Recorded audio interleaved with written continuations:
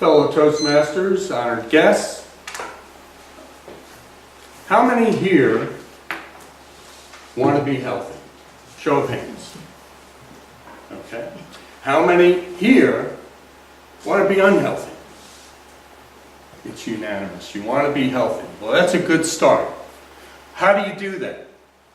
Well, how about with the food you eat?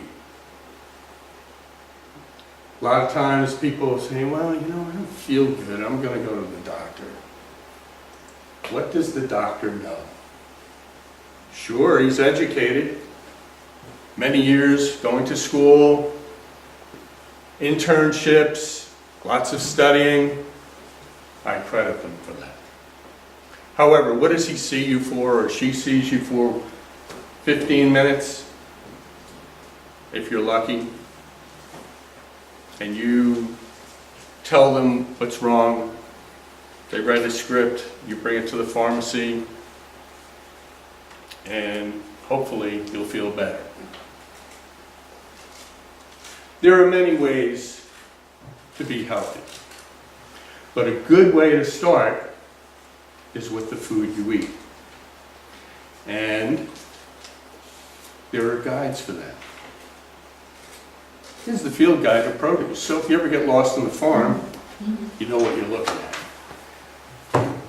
Also, if you grow your own food, and it's not difficult, you can grow an entire garden in a size of 3 square feet. The library is a wonderful resource, as is the internet, which you already know. Let's say you don't have space for a garden. Maybe you have a balcony, you live in an apartment, or you just have a small patio. Not to worry.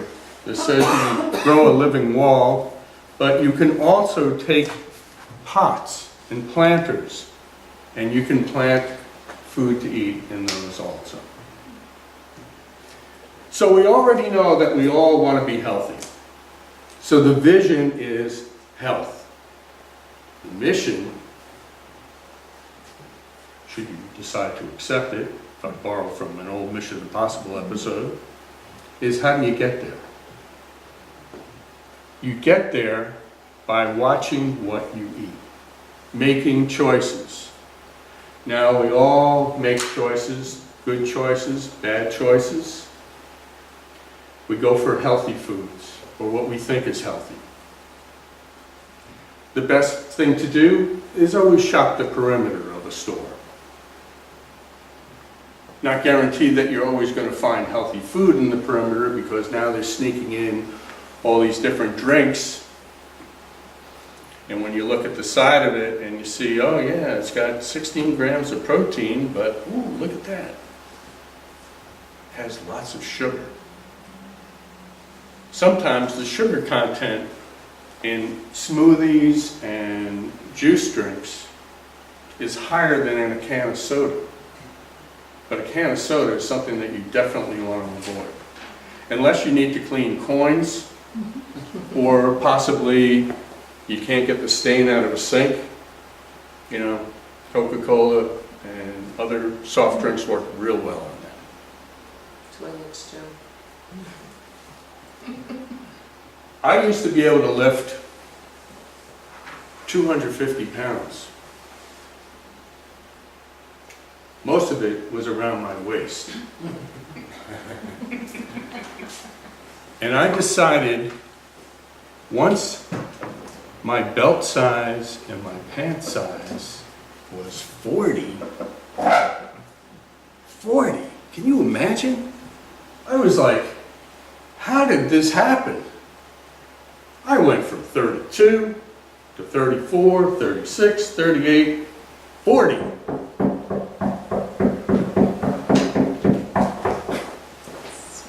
40 is an age. Everybody likes being 40. Life begins at 40. But if you have a 40 waist, your life is going down pretty quick. It's where heart disease begins. Obesity, gee, that's obvious. And a host of other diseases. So what you can do is you avoid the foods that are going to create problems for you. So if you're eating fruits and vegetables, organic is always good. But organic food is expensive. Really? The average cost, or additional cost, is approximately $1.50 a day. Now, for $1.50, I was in Walgreens earlier. A candy bar is close to $1.50 now. You can't go to Starbucks and get anything for $1.50. And as a matter of fact, a lot of the things in Starbucks use that wonderful sugar substitute, high fructose corn syrup.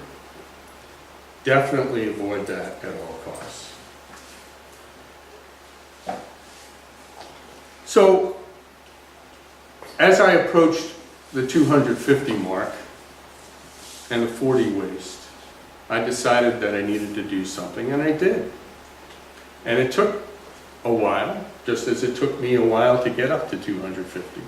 So I went from 40, down to 38, down to 36, down to 34. Sorry, I couldn't make it down to 32. So 34 is where I've been for several years. Now when you're losing the weight, sometimes people hold on to those clothes. Well, you know, I may need them if I put on a little bit of extra weight. I got rid of them. I gave them away, and it's the best thing you can do. One of the things that other people say about organic is, other than it being expensive, think of it this way. You can either pay to the doctor, or you can pay to the produce man. What's your choice? So when you're thinking about all the different types of food possibilities that are out there, and you're going to have a lot of people that are going to disagree, you know, organic versus conventional, what's better, what's worse. Always look at where the source of that information is coming from.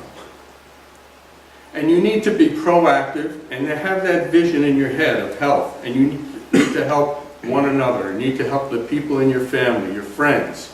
Not to the point of being an evangelist, but actions speak louder than words. So with that, you want to be proactive in the way you eat and eating healthy and bringing more people into providing themselves with health, because it's very expensive for all of us if they're not healthy.